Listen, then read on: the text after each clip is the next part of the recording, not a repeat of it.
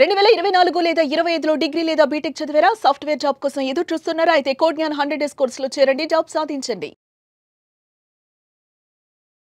చాలామంది students BSc చేసినటువంటి వాళ్ళు ఉంటారు, బీకామ్ చేసినటువంటి వాళ్ళు ఉంటారు, ఎంఎస్సీ చేసినటువంటి వాళ్ళు ఉంటారు, ఎంకామ్ చేసినటువంటి వాళ్ళు ఉంటారు, బీఫార్మసీ చేసినటువంటి వాళ్ళు కూడా ఉంటారు. వాళ్ళు ఏంటంటే ఏదో ఒక జాబ్ ఇన్స్టెంట్గా అప్పుడు దొరికింది కాబట్టి సరే అని చెప్పేసి వెళ్ళిపోతారు. అక్కడ నుంచి కనుక చూసుకుంటే 2 to 4 ఇయర్స్ చేసేటువంటి వాళ్ళు ఉంటారు, 2 ఇయర్స్ చేసినటువంటి వాళ్ళు కూడా ఉంటారు. సడన్గా ఇప్పుడు ఐటీలో అవకాశాలు పెరిగాయి, ఇటువైపు రావాలి అనుకుంటున్నారు వాళ్ళు. వాళ్ళ కెరీర్ని ఎలా ఫామ్ చేసుకోవాలి, ఒకవేళ వస్తే especially when it comes to Codegnan దగ్గరికి వస్తే ఏ విధంగా ఉంటుంది? సో ఎవరైనా అండి మీరు చెప్పినవన్నీ అయినా లైక్ నాన్ ఐటీ నుంచి ఐటీకి రావాలి అనుకుంటున్న వాళ్ళు ఎవరైనా సరే ఫస్ట్ ఒక భయం ఉంటుందండి. నేను ఎక్కువ మంది మాట్లాడుతున్నాను కాబట్టి వాళ్ళు ఎక్స్ప్రెస్ చేస్తుందండి, సార్ మేము నాన్ ఐటీ నుంచి ఐటీకి మూవ్ అవ్వాలనుకుంటున్నాం, కోడింగ్ చేయగలమా అన్న థాట్ ఒకటి ఉంటుంది. నేనేం చెప్తాను అంటే ఆ భయం అన్నది పోవాలండి. సో అందుకే నేను ఇక్కడ ఒక కాన్సెప్ట్ క్రియేట్ చేశాను. ఏంటి అంటే బ్రిడ్జ్. సో మనకి ఏదైనా అంతే, ఎడ్యుకేషన్ని ఇండస్ట్రీతో లింక్ చేయాలంటే మధ్యలో బ్రిడ్జ్ లాగా మేము వర్క్ చేస్తున్నాము అంటాం బేసిక్గా టెక్ వాళ్ళం. సో అందుకే ఇక్కడ ఆ బ్రిడ్జ్ కాన్సెప్ట్ ఎక్స్ప్లెయిన్ చేస్తాం, అసలు ఏం చేస్తాము అన్నది. ఫస్ట్ బ్రిడ్జ్లో బి ఏంటి అంటే బ్రేక్ ద బ్యారియర్. ఏం బ్రేక్ చేయాలి? వాళ్ళకున్న నెగిటివ్ థాట్స్, మేము కోడింగ్ చేయగలమా, మేము అసలు నాన్ ఐటీ నుంచి ఐటీకి షిఫ్ట్ అయ్యి సర్వైవ్ అవ్వగలమా, ఇట్లాంటి చాలా థాట్స్ ఉంటాయి అన్నమాట వాళ్ళకి. నేను దాన్ని ఫస్ట్ తీసేయమంటాను. తీసేసి పాజిటివ్గా థింక్ చేయండి. థింక్ చేసేటప్పుడు మీరు కొంత రీసెర్చ్ చేసి మీకు దేని మీద ఇంట్రెస్ట్ ఉందా అన్నది ఫైండ్ అవుట్ చేయాలి. అప్పుడు లేటెస్ట్ టెక్నాలజీస్ చాలా ఉన్నాయండి. ఏఐ ఉంది, ఓకే, డేటా సైన్స్ ఉంది, మల్టిపుల్ థింగ్స్ ఉన్నాయి, క్వాంటమ్ కంప్యూటింగ్ వస్తుంది. కానీ అన్నిటి మీద వీళ్ళు చేయలేరు కదా. అవును, కొంత రీసెర్చ్ చేయాలి. కొంత రీసెర్చ్ చేసినప్పుడు మీకు ఏదో ఒక పాయింట్లో మీకు ఒక ఇంట్రెస్ట్ క్రియేట్ అవుతుంది. అప్పుడు దాన్ని బేస్ చేసి మీరు వర్క్ చేస్తే అప్పుడు మీ కెరీర్ని ఏదైనా బిల్డ్ చేయగలుగుతారు. అది ఆ రీసెర్చ్ అన్నది వాళ్ళ కెరీర్లో బ్రిడ్జ్ లాగా అవుతుందండి. సో అందుకే B is for break the barrier. Okay. R ఏదైతే రీసెర్చ్ చేశారో దాన్ని ఆర్ అంటే రియల్ టైం ప్రాజెక్ట్స్. ఆ కాన్సెప్ట్ మీద నేర్చుకొని రియల్ టైం ప్రాజెక్ట్స్ బిల్డ్ చేయాలి. ఓకే. ఈ రియల్ టైం ప్రాజెక్ట్స్ బిల్డ్ చేసేటప్పుడు మనకి చాలా క్వశ్చన్స్ వస్తాయి. సో అట్లాంటప్పుడు మెంటర్షిప్ అన్నది చాలా ఇంపార్టెంట్.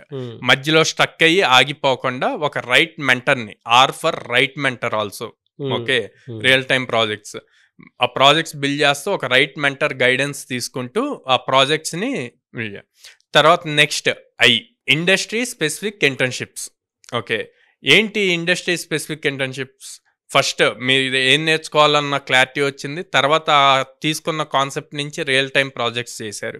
సో మీకు కోడింగ్ పరంగా బిల్డ్ చేయగలమన్న కాన్ఫిడెన్స్ వచ్చింది. ఇప్పుడు ఆ టాపిక్ బేస్ చేసుకొని ఇండస్ట్రీలో ఏ ఇంటర్న్షిప్స్ ఉన్నాయో చూసుకొని ఆ స్పెసిఫిక్ ఇంటర్న్షిప్స్ చేయండి.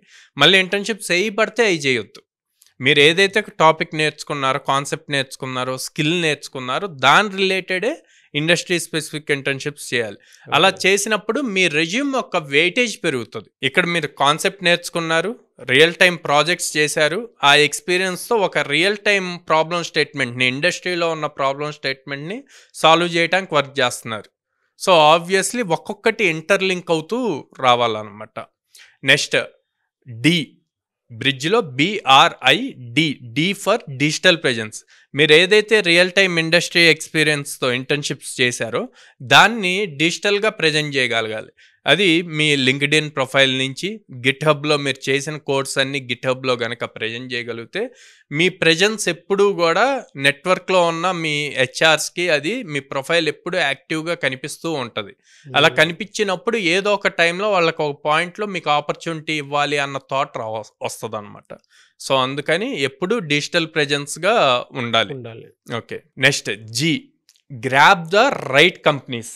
సో అందరూ టాప్ కంపెనీస్కి టార్గెట్ చేస్తూ ఉంటారండి, ఎంఎన్సీస్ కానీ ఫ్యాంగ్ కంపెనీస్ కానీ ఇట్లాగా. నేనేమంటా అంటే ఓకే, ఆ కంపెనీస్ ఎప్పుడైనా వెళ్ళాలి, అవి టాప్ కంపెనీస్. కానీ ఇప్పుడున్న మీ స్కిల్ సెట్కి ఏది రైట్ కంపెనీ, ఏ డొమైన్ మీకు రైట్, ఇండస్ట్రీ స్పెసిఫిక్గా ఏ కంపెనీస్ ఉన్నాయి, అవి స్టార్టప్స్ అయినా ఓకే, మిడ్ రేంజ్ కంపెనీస్ అయినా ఓకే, వాటిని చూజ్ చేసుకోండి. అవి గనక చూజ్ చేసుకుని మీ కెరీర్ని స్టార్ట్ చేసుకోగలిగితే ఐటీ సైడ్, తర్వాత ఆ టాప్ లెవెల్ కంపెనీస్ని గోల్గా పెట్టుకొని అచీవ్ చేయొచ్చు. Okay. Okay, next earn smartly. So బేసిక్గా కంపెనీస్ ఎప్పుడు ఏం చేస్తాయంటే కెరీర్ షిఫ్ట్ చేస్తున్నారు కాబట్టి తక్కువ ప్యాకేజెస్ ఇస్తారండి. లైక్ 3.6 to 5 LPA ఇస్తారనమాట. సో మీరు అప్పుడు చాలా క్లెవరర్గా, అంటే చాకచక్యంగా అంటారు కదా, అవును. అట్లాగా వాళ్ళతో, సార్ నాకు ఆల్రెడీ ఇంత ఎక్స్పీరియన్స్ ఉంది, ఆ ఎక్స్పీరియన్స్ బేస్ చేసుకొని నేను దాన్ని మిస్యూజ్ దానికి తగ్గట్టు నేను ఈ స్కిల్స్ నేర్చుకున్నాను. సో మీరు ఇప్పుడు ప్రజెంట్ ఓకే, మీరు ఇచ్చే ఆఫర్ నేను యాక్సెప్ట్ చేస్తాను, కానీ ఇప్పుడు నా వర్క్, నా స్కిల్ చూసి మీరు ఫర్దర్గా ఇంక్రిమెంట్స్ ఇవ్వండి అని చెప్పి మీరు రిక్వెస్ట్ చేయొచ్చు. సో ఇట్లాగా బ్రిడ్జ్ అనే కాన్సెప్ట్ గనక మీరు ఫాలో బ్రిడ్జ్ అనే కాన్సెప్ట్ని మీరు ఫాలో అయితే గనక, సో ఎలాంటి కెరియర్నైనా ప్రాపర్గా రీసెర్చ్ చేసి దాని మీద సబ్జెక్ట్ నేర్చుకొని రియల్ టైం ప్రాజెక్ట్స్ చేసి అక్కడి నుంచి రియల్ టైం ఇండస్ట్రీ ఎక్స్పీరియన్స్ తెచ్చుకొని దాన్ని మీరు డిజిటల్ ప్రెజెన్స్లో ఎప్పుడు కనిపిస్తూ అక్కడి నుంచి మీరు కంపెనీస్ని చూజ్ చేసుకొని సాఫ్ట్వేర్ రంగంలో అడుగు పెట్టొచ్చు. సాఫ్ట్వేర్ రంగంలో అడుగుపెట్టి ఎర్నింగ్ చేయొచ్చు అన్నమాట.